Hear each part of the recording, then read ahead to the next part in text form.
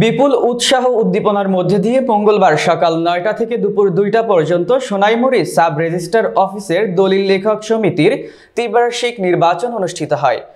নির্বাচনে প্রধান নির্বাচন কমিশনার দায়িত্ব পালন করেন আবু দাউদ। নির্বাচনের সভাপতিত্ব পদে নির্বাচিত হন সোনাইমুড়ি উপজেলা প্রেস ক্লাবের সভাপতি সাংবাদিক মোহাম্মদ মাকসুদ আলম।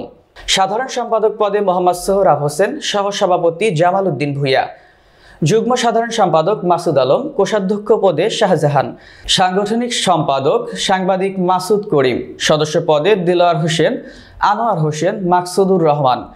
বিজয়ী প্রার্থীরা আমাদের নোয়াখালী জেলা প্রতিনিধি মনির হোসেন সদীপকে বলেন, আমাদেরকে বিপুল ভোটে নির্বাচিত করায় সোনাইমুড়ি দলিল লেখক সমিতির সকলকে অভিনন্দন জানাই।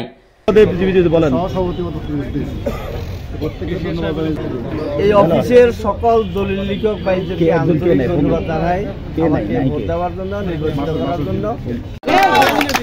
এবং আমাদের লেখক ভাইদের উদ্দেশ্যে অগ্রিম জানান দেই, আপনি মোটা আপনার চিকন এটার বৈষম্য থাকবে না। যিনি সিরিয়ালে যাবে তার দলিলটা আগে হবে, অসুস্থ লোকের দলিলটা আগে হবে। এই ছাড়া কোনো সভাপতি, সেক্রেটারি, সাংগঠনিক সম্পাদক যিনারাই আছেন কাহারও দলিল আগে হবে না, সিরিয়ালের বাইরে কারো দলিল হবে না। বিজয়ী হয়েছেন তাদেরকে আমি অভিনন্দন জানাই এবং দেশবাসী এবং আমার সোনাইমুড়ির আমার যিনারা আছেন ওই সোনাইমুড়িতে আমাদের দলিল লেখক বিন্দু যিনারা আমাদেরকে বৈশী বিজয়ী করেছেন, আমি ওনাদেরকে সালাম ও শুভেচ্ছা জানাই। এবং অতীতে আমাদের এই দলিল লেখক সমিতিতে যেই ধরনের অন্যায় আচরণগুলো হয়েছে, আমরা যারা নতুন কমিটিতে এসেছি আমরা আগামী দিনে এই জঞ্জাল থেকে আমরা মুক্ত হয়ে দলিল লেখকদেরকে আমরা আগামীতে আরো প্রাণবন্ত করব এবং সরকারকে সর্বোচ্চ রাজস্ব দিয়ে আমরা এই সোনামুড়ি থেকে আমরা একটা অফিসে 38 বছরের একটা গ্যালারি আছে।